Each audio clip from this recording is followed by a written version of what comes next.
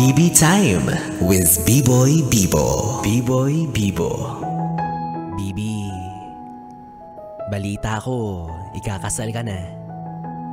Ramdam ko yung excitement na meron ka.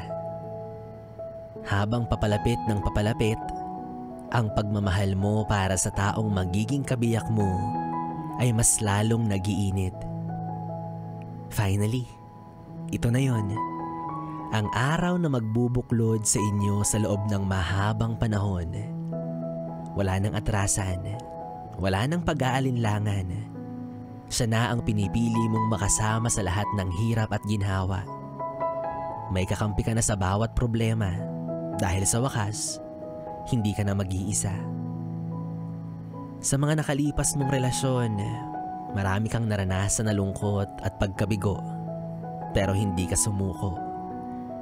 Kahit may malala kang pangamba na baka hindi ka na makapag-asawa, tignan mo naman, ayan ka. Abalang-abala sa preparasyon para sa isa sa pinakamahalagang yugto ng inyong relasyon.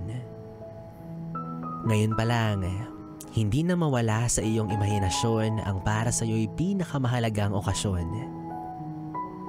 Yung tipong habang naglalakad ka patungo sa altar, sa taong mahal mo lang ang diretsyong tingin. Wala nang pag-aalinlangan, wala nang atrasan. Sabay kayong babasbasan at hihilingin na pagpalain ang inyong pagmamahalan. Mangangako sa isa't isa ng wagas na pag-ibig hanggang kamatayan. At sa dulo, maririnig na ang mga katagang, "You may now kiss the bride." Isang matamis na hudyat na sa pag-ibig nyo nag-ugat. Magpapalakpakan at magsisigawan ang lahat. Sabay maghihiyawan ng mabuhay ang bagong kasal.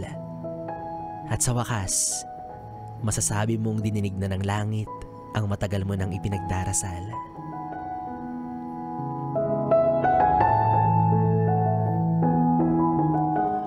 Yung mga bridesmaid naiinggit. Naiinggit sa gilid. Huwag ka nang malungkot kung sa ngayon ay bridesmaid ka. Malay mo naman sa susunod, ninang ka na. At least nag-level up, di ba? Arte ka pa ba? Well, anyways, yes, friend, kapiling mo pa rin ako, DJ B-Boy Bibo, para sa ating tuloy-tuloy na BB Time. Dito pa rin at dito ka lang sa istasyong No Problem, ang 101.1 Yes FM Solid.